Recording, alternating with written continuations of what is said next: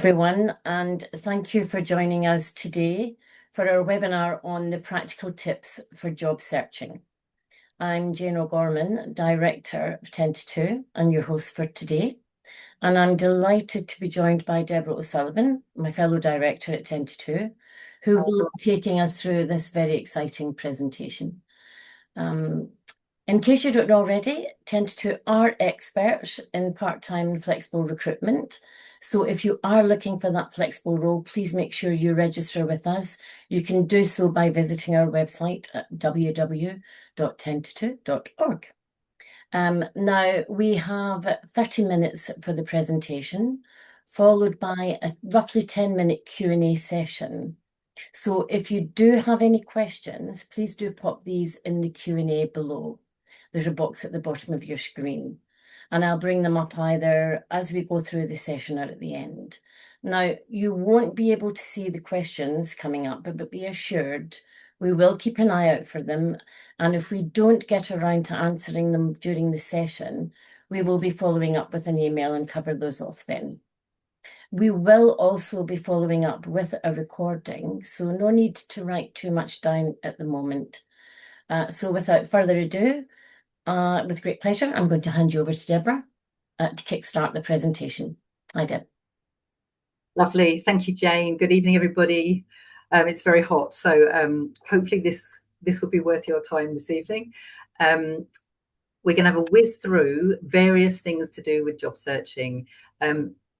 Some of this stuff you might find quite basic, but I'm hoping even if it's basic, you might pick up a little tip here or there. So hopefully there's going to be something of use for everybody here. So what we're going to cover, I'm not going to read those, but we're going to cover 8 areas, most of which I think you'll find quite useful. We're going to start with the market. Latest figures that have come out from the ONS show another drop in vacancies. So we're currently at the lowest level since April 21. Believe it or not, that's actually an improvement. Last time we did this presentation last year, we were at pre-pandemic levels. So it's not necessarily great news, but it's not as bad as it has been. The thing we are seeing in the market, though, is employer confidence really remains subdued. So if you look at all the trackers, employers are not very confident, and what they're doing because of the employment law changes and their confidence in their business, they're focusing on cost reduction rather than growth. So that does mean what we're seeing is actually quite a lot of redundancies or hesitation around recruitment. So I think the key message for job seekers is to understand that businesses are just nervous. So it affects the process all the way through when a business is nervous about recruiting. So it's just really one of those things for you to keep an eye out for, because it might not be anything to do with you or the process you're in, just the business isn't quite sure about recruiting at this time. So I also thought I'd share some job numbers, not to depress you, but just to really put a sense of reality on your job search. So what I've done is I've broken these down into 4 areas: applications, the interview, the employer assessment, and communications. And you'll see these numbers here. I mean, you know, the bottom line is jobs get a lot of applications in our sort of sector where we're working with experienced professionals, you know, up to sort of 50, 60 apps for one role. And in general, a client will interview 6, sometimes 8. So, you know, the odds, they're tough. Most interview stages are 2 or 3 interviews. We've had a few that have extended beyond that, but 2 or 3 is pretty standard. And once the process is rolling, you should expect about 3 to 4 weeks to hire. I think this is quite interesting. The latest research that's come out talks about one of the top reasons clients reject candidates is because the candidate doesn't show an understanding of the role. So clearly it's not great in an interview if you can't show that you understand what the role is. So that would be one big tip. Make sure you know what the role is about and make sure you demonstrate that at an interview. The other thing that the employers cite as a reason for rejection is enthusiasm. So perfectly qualified candidates come along, they understand the job, and they just don't appear to be that enthused about the role. And it's a real turn off for employers. So that's another little tip there. Make sure that you are enthusiastic. Um, in terms of what employers are using, we're now up to nearly 70% are using interviews via video, at least in some stage of the process. We're seeing some processes entirely done by video. Most often, first interview is by video, second interview in person. So again, if you're not very used to using video, it's really good to practice in advance of any interviews you get. And the research says it's 1 to 2 weeks for feedback. Often it can be much longer than that, but that's the average. So that's the sort of surrounding marketplace that we're working in. What I wanted to do next was talk about the various routes that you can go to find a job. Now, if any of you are actively looking, you're going to know these, but I'm going to sort of give you some tips as we go through. If you're new to the job market, this should be quite valuable for you, because if you haven't been in the job market for a while, then the channels have really changed. So I'm going to go through each of these individually on the following slides, but just to say, these are the main routes to find a job, and you are likely to touch on a number of them. Unlikely you could just go down one route. And really the key message here is that what you might see is roles duplicated. So you might see an agency advertising a role, but they'll also put it on a job board. You might get contacted by a headhunter. So, and they're all the same role. So keep that in mind. Don't apply for the same job more than once, or just don't waste your time really doing that. So let's just start with agencies, close to our hearts, of course. So lots of people don't like agencies. They're quite scared of them. And what I would say is agencies are generally full of friendly people who really want to help you. You'll find they're real people looking at real people's CVs. They'll often give you coaching and guidance. And you can find some very sector specific agencies that might really work for you. If you've got very technical skills or very specific functional skills, then sometimes finding an agency that you know only works in that sector can be really helpful. However, they do have a smaller selection of vacancies than obviously the thousands you see on a job board. And really the thing there is that you can build a relationship with a person at an agency and know that they'll have your best interests at heart. So job boards, I would say this is the bulk of where all the activity happens, and it's getting more and more complex and intertwined. So I've listed there the top ones that we see people using for jobs. And then LinkedIn performs many purposes. I'll talk about it a few times, but it is in fact a job board. As a recruiter, you can buy ads on LinkedIn. You can buy rolling ads that appear every other week. So it really does act as a job board in that sense. There are specialist job boards, again, a bit like the specialist agencies. There's some really good specialist job boards out there. So if you have a real specialism, it's good to find. Just Google it. You'll easily find the ones that are, engineering jobs or teaching jobs. There'll be a site for you. And then Google Jobs is just an aggregator of everything. So if you go on Google Jobs and type marketing job London, it will pull up everything it can find on the web to do with a marketing job in London. So that can be useful, but if not, a little overwhelming. So the advice we would give is start with just one or two to focus on. Set up alerts for the types of jobs you want. Create a new email address. Can't stress this enough, or a rule in your current email address so that you know all your job related correspondence is going to one place. I actually know a few candidates who have missed interviews or missed callbacks because it's all got buried in their normal email address. So top tip there. And on the job boards, refresh your CV regularly. So if it looks like you've been dormant, sometimes if you refresh your CV, it gets presented to recruiters more readily than someone who's just had the same CV there for 2 years, even if it hasn't changed. So think of it as a sort of a living beast. What you also find is they're scraping sites. So this is where you often see the same job many times, and it's just because there are sites that are literally set up to scrape these primary job sites. So personally, I'd avoid them because I think it just gets a bit confusing. But by all means, take a look. Online direct. So this is when an employer has a website, you know who you would like to work for them. Normally you can set up alerts. Often their tech isn't quite as good as the job boards. But the good thing is, you know, you're talking directly to the employer that you're interested in working for. And then what you might find is that job that they're advertising on their own website could also be in a job board. So candidates often say, should I apply on both? I would always apply on the client's, the employer's website, and then call them or email them to tell them you've done it. Because it's much more personal when you know you're dealing with them directly. You don't get lost in the quagmire of the job boards. Again, low volume of roles, but really handy if there's two big employers that you know you want to work with local to you, make yourself known to them.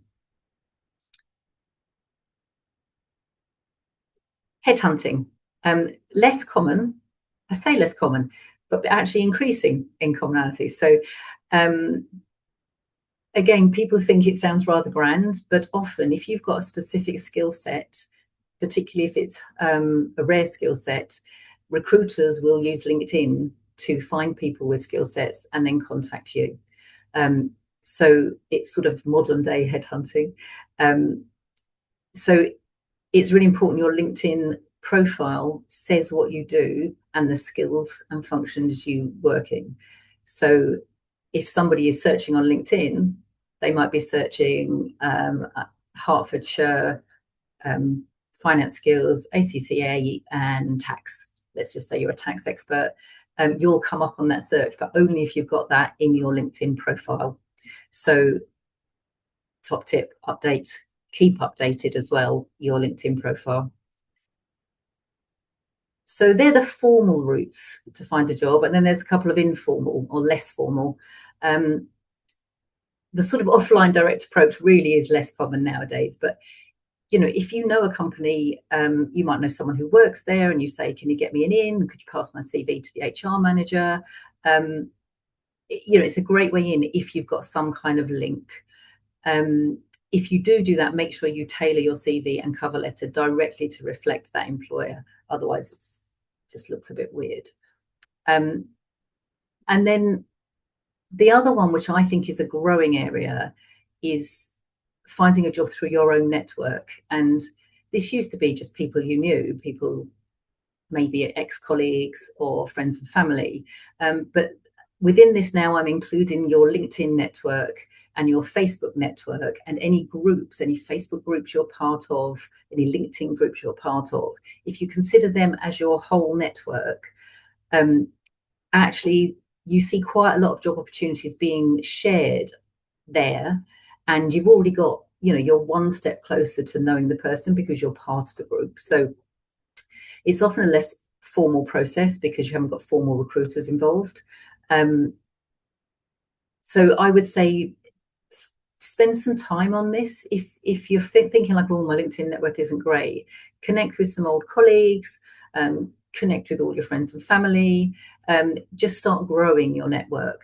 And on Facebook, look for job groups, or, you know, for example, there's Mothers and Work group local to us, and they have opportunities that come up. So, and another tip is, if you've applied for jobs, look at your networks and see, does anybody know anybody who works for the company you've just applied for? See if they can put in a good word for you, or even just give you some details for your own research should you be called for interview. The thing about this is you have to be bold. You can't hide behind a bush. You need to say, I am in the market, I'm looking for a job, and expand your network at every opportunity. And it's much easier now. There's so many digital ways to do that. So I think it's a growing area. I think it will continue to grow. So that's all the routes to find a job. Um, the next the next slide is about AI, and I know some people probably on this webinar will be using AI daily. They might be experts, they might be using agents, they might be using AI to write code that does jobs for them, and others won't have touched it at all. And this is what we're seeing because AI is so new. The early adopters are off being early adopters. Many people are still very much in that I'm just playing with it. Um, what we would say is employers are now asking us about AI skills. So if you haven't touched it yet, I would just say make a start. Get a free account on ChatGPT, start asking it some questions and see how you get on. In terms of your job search, there are a few things that AI can help you with if you're confident. Um, and there's also some sort of warnings around it too. So you could use ChatGPT or Claude to improve your CV. You could say, I've got this job spec. I'm really interested in it. Can you compare it to my CV and tell me the gaps that I would need to fill or wording I would need to change to make me look like a better match? It's useful for tailoring applications. So if you want to write a cover letter to say you're the right person for that job, again, you could give AI the job spec, your CV, tell it why you're interested, um, and it will help you craft something that you could send. I think it's most useful for those things at a draft level. So what we are big believers in, it's a tool, but it is just a tool. It can enhance your application, but it really shouldn't replace what you want to say. So never, ever just take what it says and send it off. Because even if you get an interview, you'll get caught out at that point because AI doesn't necessarily always know the right answer. So what I would say is it's a really helpful tool to give you input, to help you if you're stuck. Sometimes you look at a blank sheet of paper and you think, oh, I don't know what to write. It's really great for that as a starter for 10. But just make sure you review, personalize, sense check it, make sure you're entirely happy that it sounds like you before sending it anywhere. On the flip side of that is we are seeing employers use AI really regularly now, and it's something that you should be aware of. So, for example, they might use AI to put all their shortlisted candidates into AI, compare it against the role requirements, and rank the candidates that have applied. Obviously, if your CV doesn't have the keywords and reflect the job that you've applied for, you won't get through that screening process. I mean, that works both cases, AI or a person, but it's much harsher if AI is doing it. They're also using it to match skills and experience to the job. So here's a CV, has this person got skills and experience to do the job, yes or no?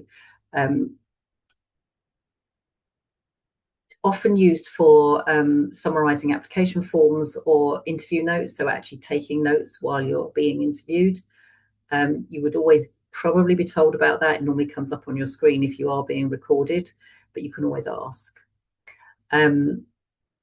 Online assessments, AI is being used to create online assessments, and it's also being used for just streamlining the whole interview arranging and scheduling admin around recruitment. So I guess the message here is just be aware that AI is around. It's definitely influencing recruitment.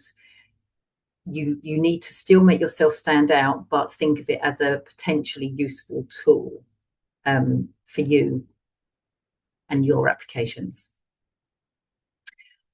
So, what do employers want? A perfect match is what they want.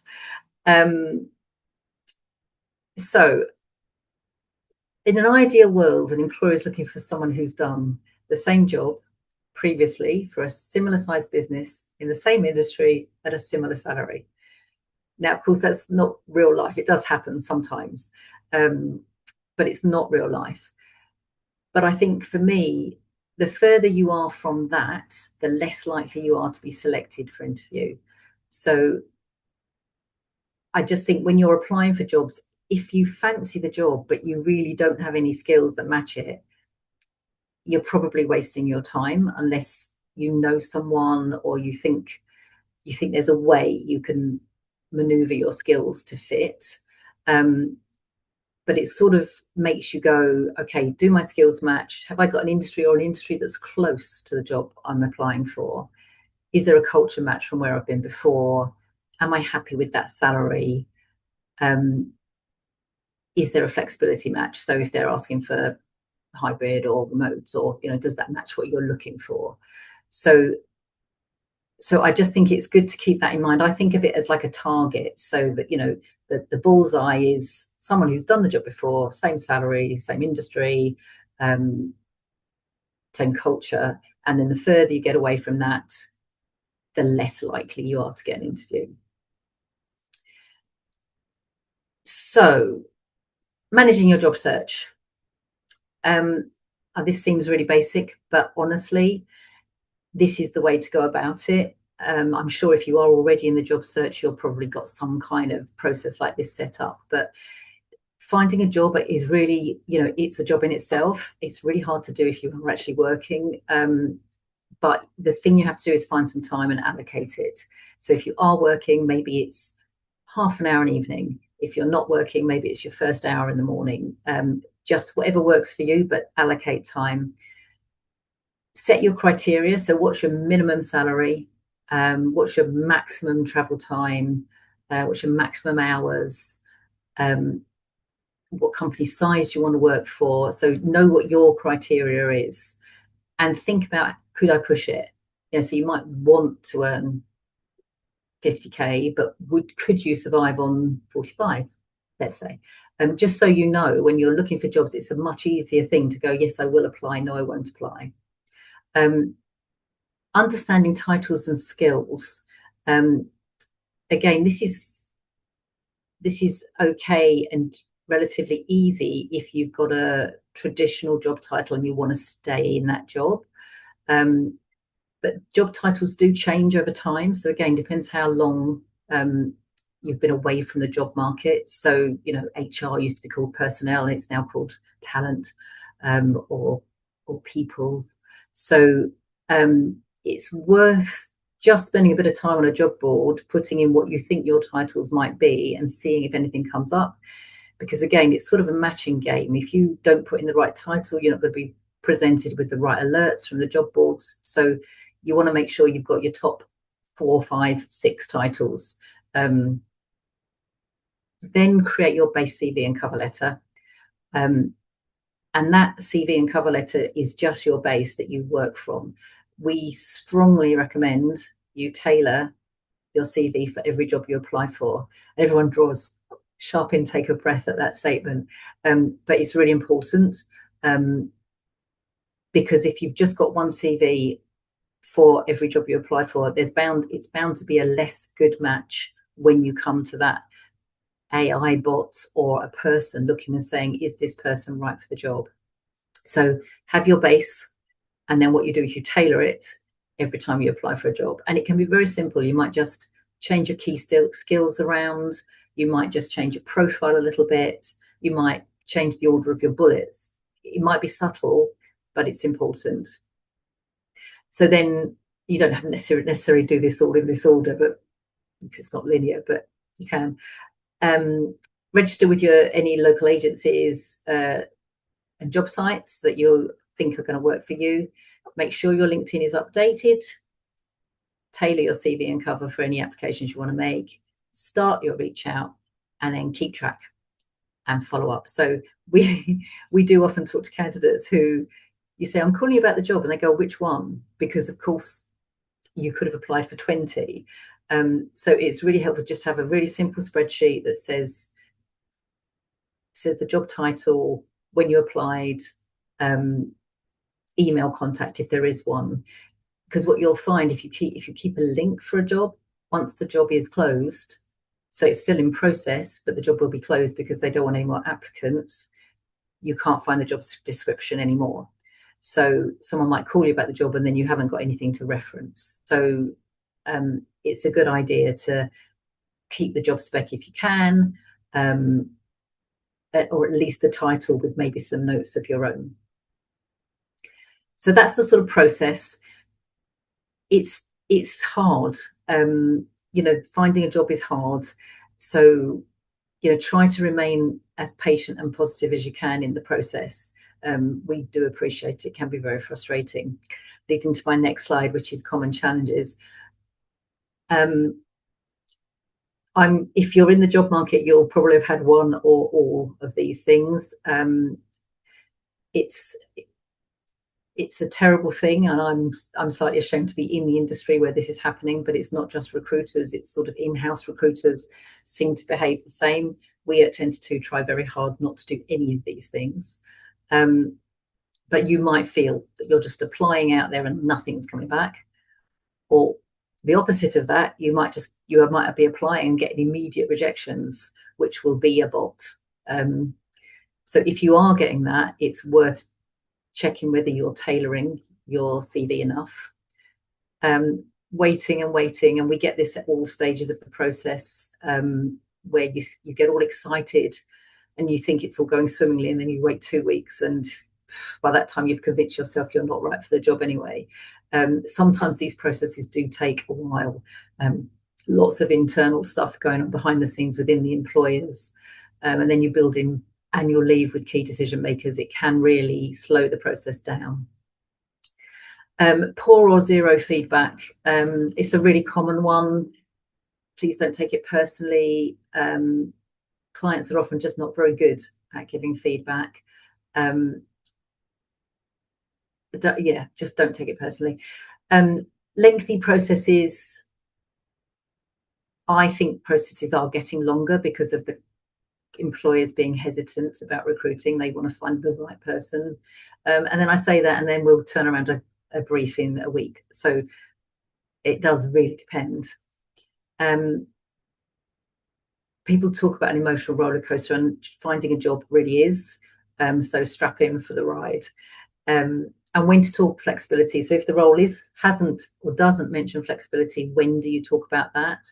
And what we would say is know what your limit is, what your maximum hours are, and either talk about it at the point of application or at first interview. You don't want to get to the end of a whole process if you can only do 20 hours and they want full time to ask that question then, if you can't move on it. So pick your moment. But we see people very successfully say, I'm so interested in this, I could do this, could that work for you? And lots of employers are much more open to that than they ever have been before. And all of this, try to remember it's a process. It's really hard because it feels very personal. It's your experience, it's your CV, it's your skills, your career. But it really is just a process that everybody's going through. So it will just be a fit. If you don't get the job, it will be because someone else was a better fit. So top tips. In addition to all the tips we've just talked about, use all available resources. 10 to 2's got some great resources on its website. Feel free to use them all. Use AI as a tool. It will help you. You might have local support hubs to you, like employability centres or charities. Often they'll do like practice interviews and that sort of thing for free. Use your networks. I know I've said this about 8 times, but always tailor your CV and your cover letter. Don't use fancy layouts on your CV. I'm just going to put this in there. Unless you're a designer, keep it as a simple Word document. No tables, no graphics, because lots of the technology can't read it. So what it does is it just changes it into plain text, and your CV ends up looking a complete mess. be as flexible as possible. So if you're looking for 20 hours, but they're advertising 28, could you do 28? Be as flexible as you can with interview times and dates. And if you're not getting anywhere, consider learning some new skills if you think that might help you in the career direction you're going for. So I know I've been talking fast, I'm sorry. So in summary, spread the word.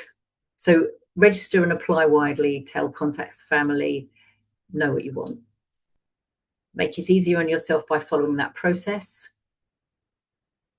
Try and be patient and positive. Try and remember it's a process, and treat it as a project. And if you do all those things, you'll be good. There you go, Jane. How's that? Excellent. A lot of ground, and you covered it very well, I would say. And we have got time for a couple of questions, so that's great. I think a common one, which may be worth covering, and there's two angles to this actually, is really how important LinkedIn is in today's job market. So, how often there's two angles to this. How often would an employer or agency actually use LinkedIn? Is it important, as you've mentioned, to have your profile updated to keep it current and relevant? And on the other side of that, perhaps we can cover that one first, but just to be aware of it when we're talking about keeping a profile up to date, how does that also impact when an employer is looking to find out more about you, the impact of social media? And would they actually also be looking to find out more on other social channels as well? Yes. Twofold Okay. there, but perhaps we can cover both. I'm going to stop sharing to see if I can Okay. see you. Can I see Mm-hmm. you? Well, Yes. you can see me, I hope. Can you see me? Have the slides gone? No, the slides have gone. Okay, cool. Oh, Hmm. so LinkedIn. I think LinkedIn is becoming more and more important than it has before.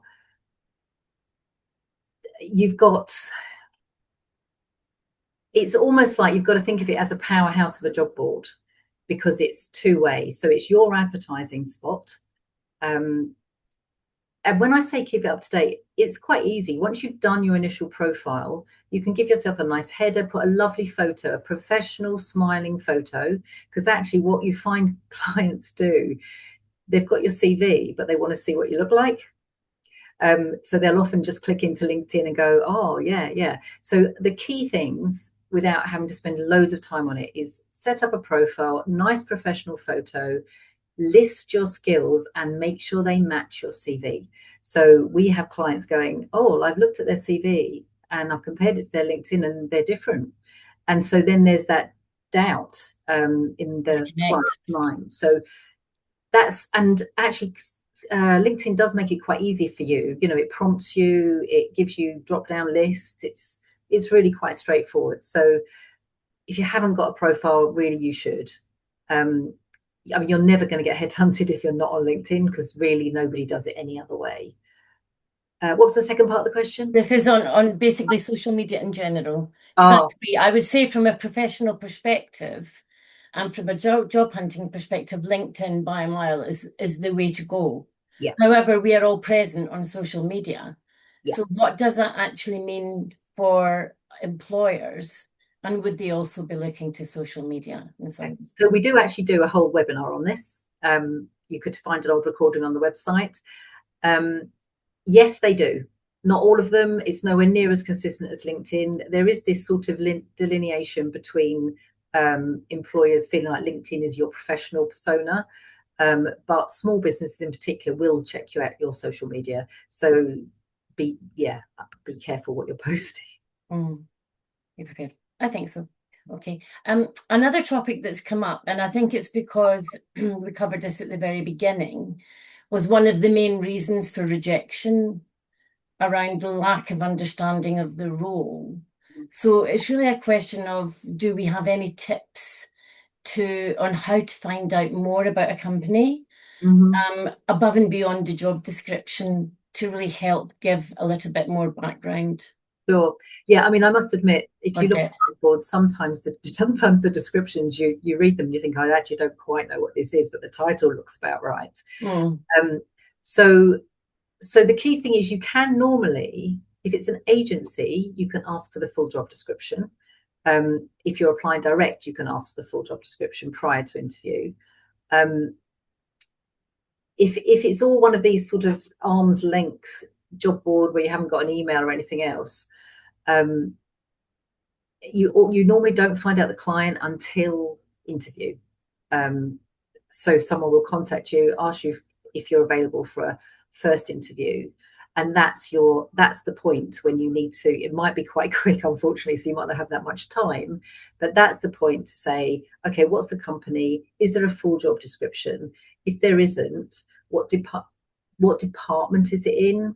How many staff are there? So there's a little checklist actually of things you could ask.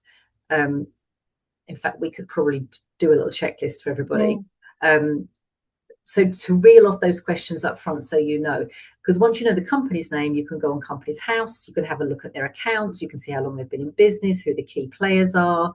You can then look them up on LinkedIn, see if you know any of them, see if any of your network know any of them. So you only sort of need a small piece of information to get quite a lot of information.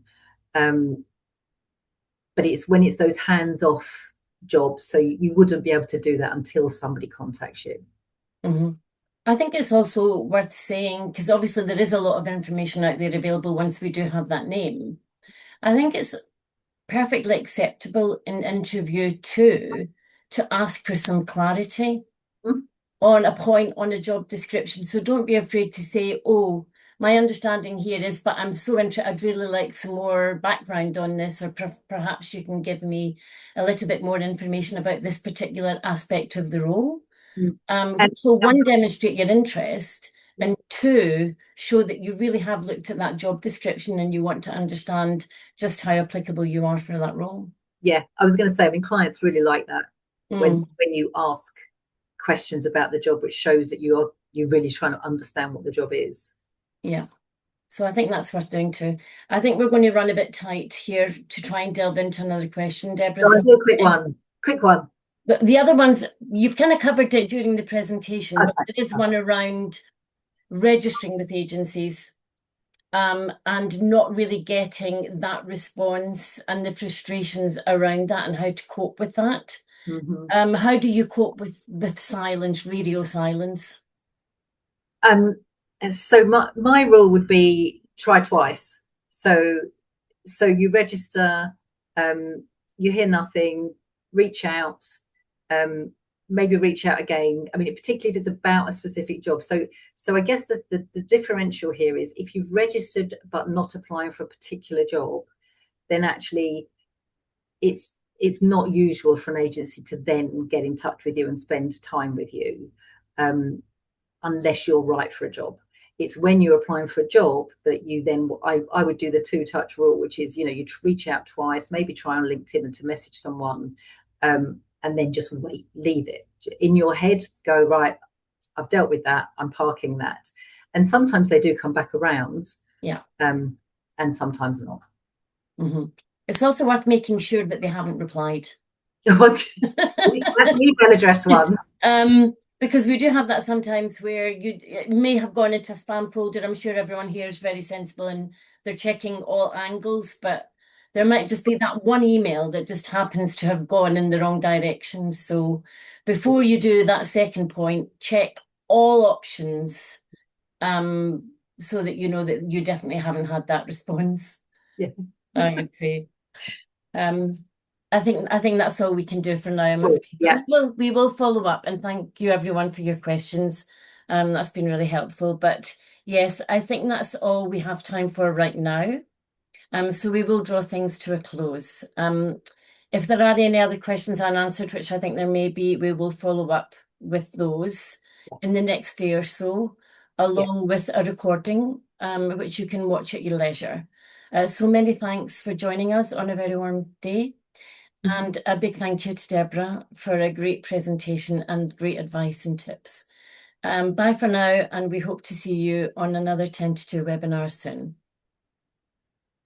Thanks. Bye, everyone. Bye.